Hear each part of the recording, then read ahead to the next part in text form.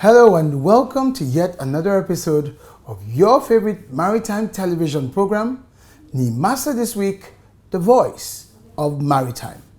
Nimasa This Week is brought to you by the Nigerian Maritime Administration and Safety Agency, the nation's apex regulator and promoter of all that pertains to our oceans, the resources therein, shipping, maritime labor, and of course, harnessing all of the economic benefits for our nation. As always, my name is Ubong Essien and I will be your guide on this voyage.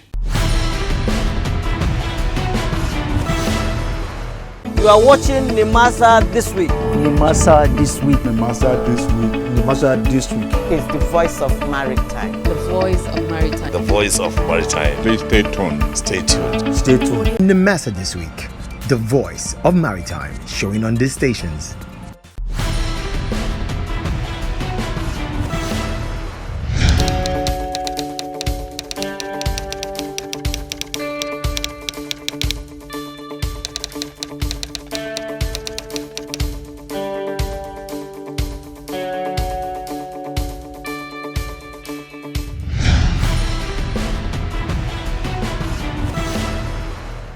Welcome back.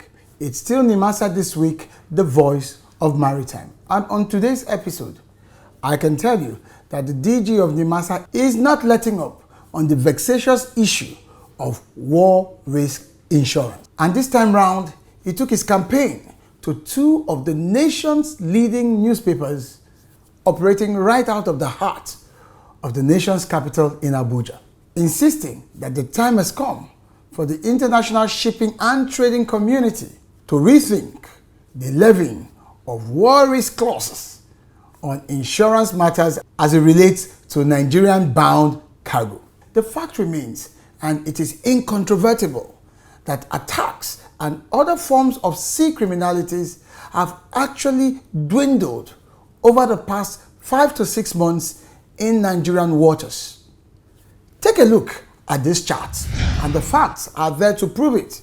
For instance, from a high of 10 attacks in the month of December of 2020, these incidents have dropped by more than 80% to just 2 in the month of May of 2021. DG makes his case on the DG's diary. And on Know Your Convention, Olabisi George continues that all too important conversation about perhaps the most critical of all of the International Maritime Organization's conventions, SOLAS, the safety of life at sea. All these in addition to all of our regulars. So, if you're ready, let's anchor away. At last, the new maritime collaboration framework to tackle piracy in the Gulf of Guinea is here. The Inter-Regional Coordinating Center, Yaoundé and Nigeria announced the inaugural plenary of the Gulf of Guinea Maritime Collaboration Forum and Shared Awareness and Deconfliction, GOG-MCF/SHADE. Further to the communique of the 26th of April 2021, in which the Inter-Regional Coordination Center, ICC, Yaoundé and Nigeria announced the formation of an international framework to provide shared awareness and deconfliction of activities in the Gulf of Guinea, named Gulf of Guinea Maritime Collaboration Forum. We are pleased to announce the inaugural plenary meeting, which will take place on Wednesday, 14th July 2021.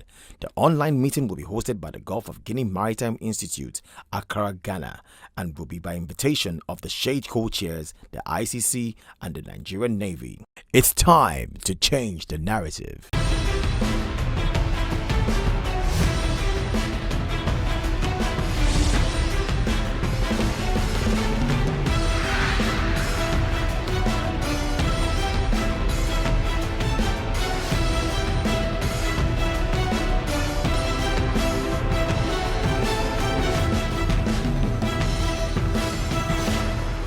In his continuous campaign for the removal of war risk insurance, the Director General of Nigerian Maritime Administration and Safety Agency, Dr. Bashir Jamoh, was at the headquarters of Media Trust Limited, the publishers of Daily Trust, as well as Leadership Media Group Limited, publishers of Leadership newspaper, all in Abuja. Dr. Bashir Jamoh noted that the war risk insurance for cargo is in two forms.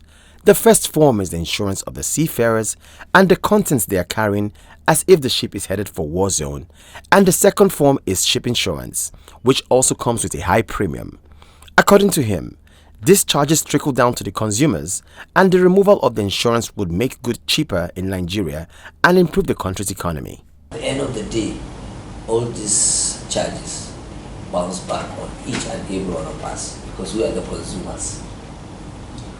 We are the consumers. Since we don't manufacture, most of the things that we do, about 90% in Nigeria is not manufactured in Nigeria. It's brought in internationally. So if you insure the content of ship as war premium, you insure the personnel, that is the seafarers and the labor, you insure the ship itself as war premium. So the whole bulk amount will now be divided in whatever you consume, I consume, and the local person consume. So we decided to say, okay, now we have about 4 or 5 months. We are seeing the ripple effects in terms of gains and benefit of this. Let's start fighting for the removal of this war risk insurance so that the common man also will feel the benefits. The DG described the Integrated National Security and Waterways Protection Infrastructure, also known as the Deep Blue Project, as a unique project which, according to him, is changing the narrative of maritime insecurity in Nigeria and has reduced piracy on the nation's waters and the Gulf of Guinea. We are seeing what we did in terms of platforms where we have been experiencing drastic reduction, drop in terms of attack. By December last year, we reported about 10 attacks, and January, February, up to this average of 1 attack per month because of these platforms. So we believe that I think what we invested in this asset and infrastructure is paid off. So what we need now is sustainability. Then the Nimasa boss said that Nigeria has demonstrated capacity to tackle insecurity and called on the international shipping community to remove war risk insurance on cargoes coming to the country. The international community will melt punishment for a particular country because of certain indices. So for them to remove it, they will have to look at those indices. So sustainability of what we are seeing now is the key. Once we can sustain it, they will have to remove it. But even at that, nobody will continue to collect tasks from you and you are paying willingly. You didn't complain and you come overnight and say, no, I don't want to collect it. So that is why we are launching a campaign against charging war risk insurance. Nigeria, we are not at war.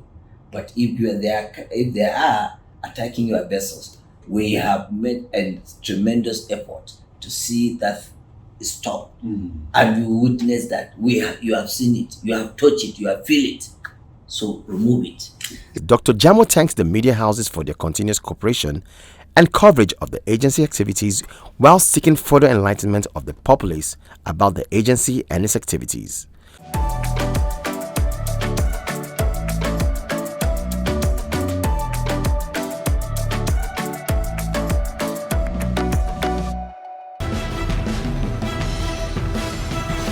The Director General of the Nigerian Maritime Administration and Safety Agency, Dr. Bashir Jamoh, has admonished senior staff of the agency to complete their service years instead of exiting the agency through the Golden Handshake scheme.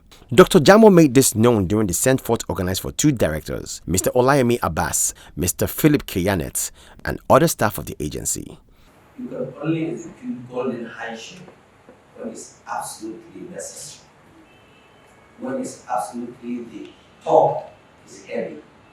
When it's absolutely, you don't have the vacancies for the younger one to know. When you have an experienced hands, I don't believe in Golden Handshake, but the system embraces Golden Handshake. The Nimasa boss said that the Golden Handshake under which the directors were leaving makes the agency to lose experienced hands on which it has invested heavily in, and also losing on the continuous passing of knowledge to upcoming ones. You have qualified, experienced officers, and they reach a stage whereby you are not after their well-being. You are after the younger ones. How they can inculcate the culture of discipline, how they can inculcate the understanding of the system. You understand? The knowledge of the system. And the experience they have. The residual knowledge they have. And they will now come and tell you that they want to go. Dr. Jamoh noted that it was a difficult decision but still have to let them go. If that is what is going to make them happy, why not? We allow them to be happy. We can't force them to do what they don't want to do. So, I can say goodbye to the two of them. I would wish to see reason why I will not allow them to go. Because of the residual knowledge and experience they gather. Now we are not sending Mala Abbas away, we are sending Mr. Phillips. But even him, as I said, we are not saying goodbye to him. We are not celebrating end of career. We are just celebrating parting away with that officer. The Director General of Nimasa was, however, full of praises for the exiting staff and appreciated their immense contribution towards the development of the agency. We thank God for your life in the system. We thank God for your own contribution to the development of the system and the agency. On behalf of the governing board and the entire management and the entire staff of the agency, we appreciate you and we thank you so much. And we believe in you, and we are not saying bye to you. We are just saying that, okay, you opted to go. We pray for you that this decision, let God be, is the best decision for you, and is a decision that will help you and help your family, and is a decision that will help the agency, and is a decision that will make your future brighter than you left here. So I sincerely congratulate you. The Golden Handshake is a voluntary retirement scheme put in place for senior staff of the agency who were very close to retirement to leave service, thereby creating space for other officers to move up.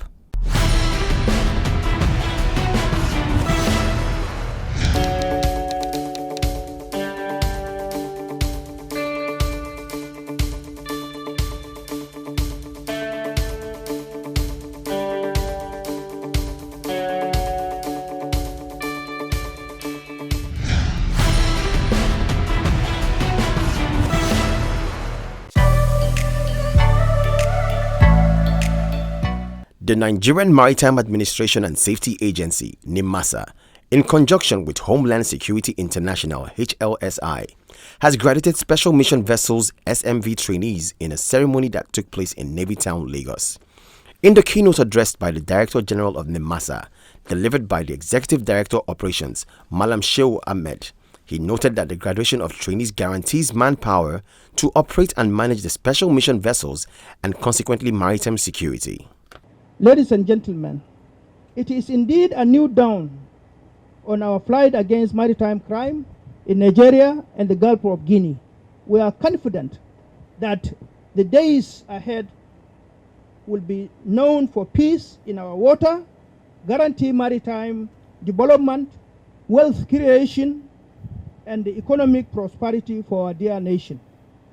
I therefore charge the graduating crew to be diligent, patriotic in the discharge of their duties to ensure that the agency and the government derive maximum benefit from their huge investment in the project. The Maritime Guard Commander, Commodore Ezekiel Lamiri, representing the Deep Blue Commander, Commodore P.E. Dauda, advised the graduates to be professionals in their operations. And to the graduates, you are expected to put into practice all that you have been trained upon.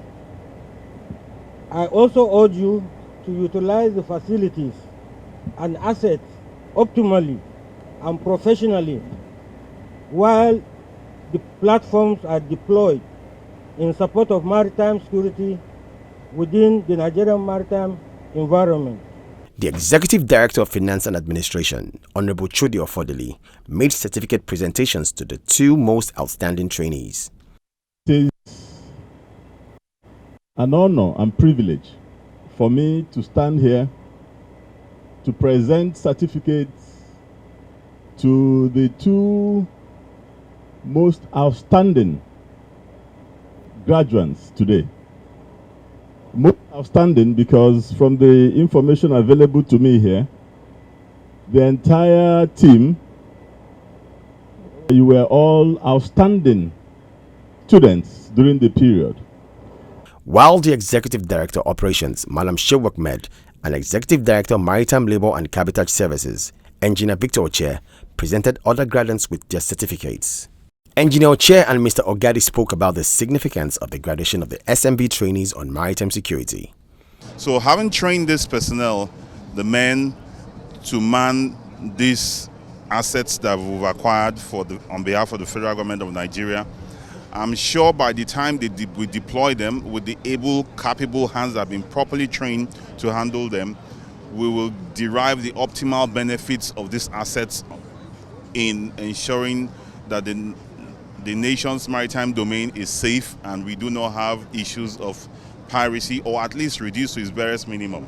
So today is significant to that extent that because we are proud to say today they are not manned by foreigners, the assets are manned by Nigerians that are trained and who understand our own maritime domain, and of course will do everything to preserve and protect the maritime domain as is required of the Nigerian government to do, and Nimasa as the apex maritime body in Nigeria.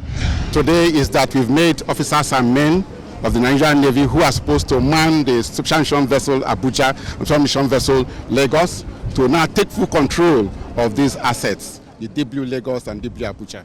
Now they are fully certified, they are trained, they have gone on their foreign courses, they did a voyage trip back to Nigeria, and they've done their local training now, and they are fully certified now so that the contractors can hand over these assets to these officers and men that will meet today.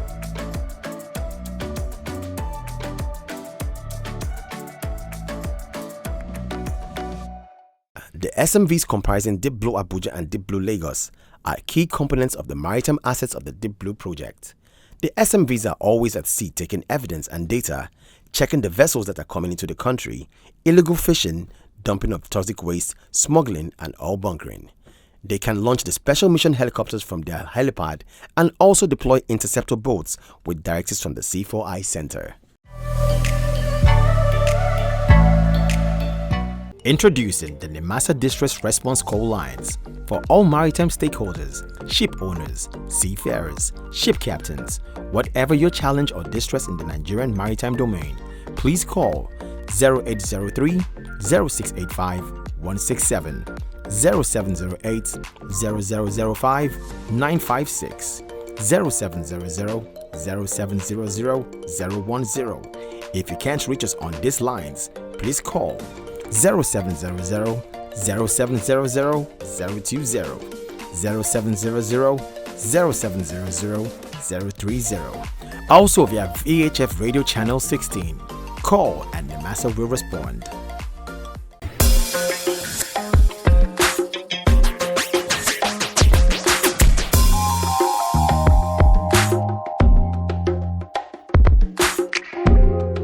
Hello viewers, welcome to Know Your Convention on Nimasa This Week, the voice of maritime. I am Olabisi George and I remain your anchor for this segment.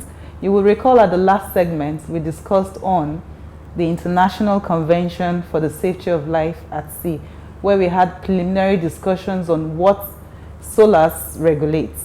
And we said that it was a very broad convention that regulates different aspects of the shipping and maritime industry.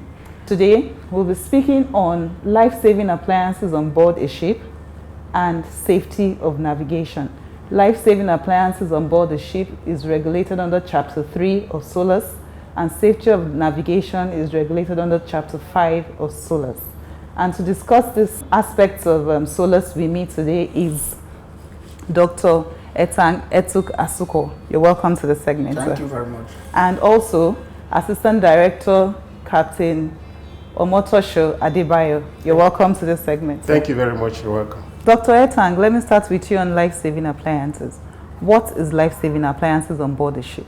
It's worth noting that life-saving appliances is components of Chapter 3 of SOLAS and the Life-Saving Code, and may be defined as any appliances that are provided on board ships to protect human life during an emergency. Thank you very much for that. Captain Omotosho, is there any way we can relate life-saving appliances to safety of navigation, or what exactly is safety of navigation? First of all, before you can talk about safety of navigation, you have to know what is safety. And safety is the act of being safe or being protected from harms or anything related to it that you don't want it to happen to you. That's what safety is. And then navigation is the moving of ships from point A to point B economically and safely. And that is what brings safety of navigation together, safety and navigation, which includes berth-to-berth navigation, and then safety of navigation, and then security, and as well as protection of marine environment, which is the pollution especially. Okay, thank you very much. Dr. Etang, when we talk about life-saving appliances, what exactly are the components of this life-saving appliances on board the ship? There are several components of life-saving appliances on board the vessels, but I will mention but few, to include the lifeboat, the life jacket, the life buoy, which we have directly behind us as one of What is a life buoy? The life buoy is what we call the life ring and can be seen behind us. A prototype is just behind us. Okay. Other life-saving appliances include the hand flares, the rocket parachutes, thermal immersion suits, protective aids, and so many other ones that may be provided in accordance to the regulations of SOLAS and the life-saving codes. It is also worth noting that the numbers of life-saving appliances or the capacities that are provided for every ship depends on the size of the vessels. So they might not actually be the same for each vessel. Depending on the nature of the vessel, we determine the capacity and the numbers of life-saving appliances that we should have on board, yes. Thank you, Dr. Etang.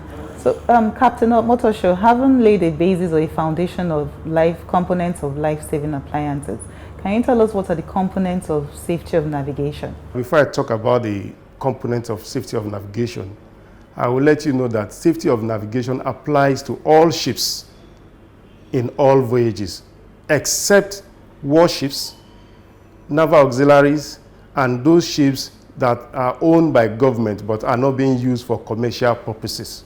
So it applies, it's only logical to have safety in terms of all ships. All ships. Yes.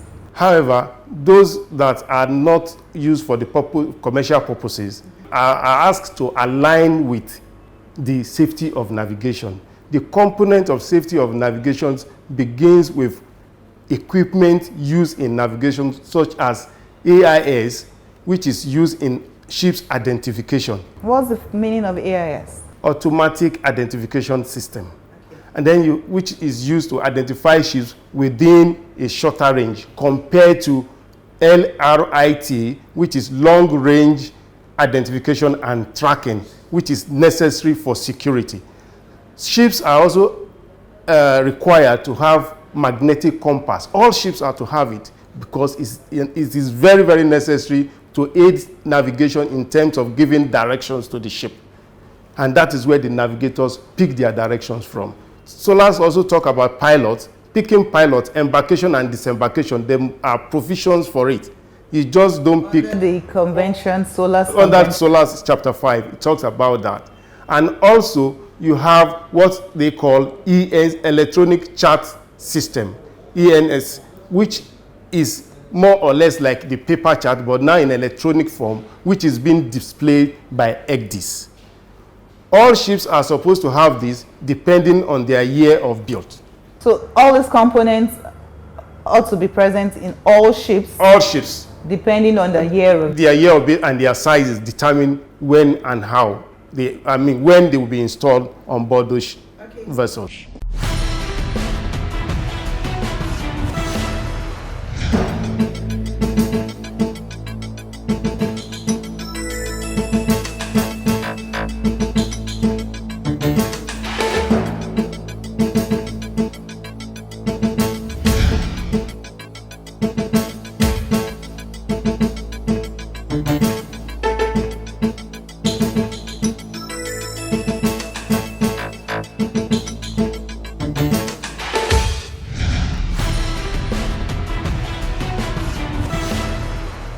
Welcome back. It's still Nimasa this week, the voice of maritime.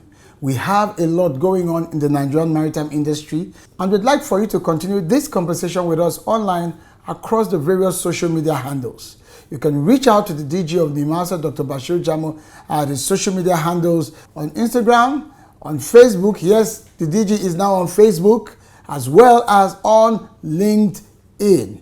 The DG has been churning out articles under his maritime mandate column in the newspapers. Likewise, you can reach out to Nimasa Official across the various social media channels. Remember, however, that when it comes to conducting business in the Nigerian maritime domain, the Nimasa Official website, as screened right now, is your #1 go-to for critical, relevant, regulatory information to guide your activities as far as it relates to shipping in Nigeria. Shipping, whether international or coastal, is highly regulated, and Nimasa is the body statutorily mandated to manage that process.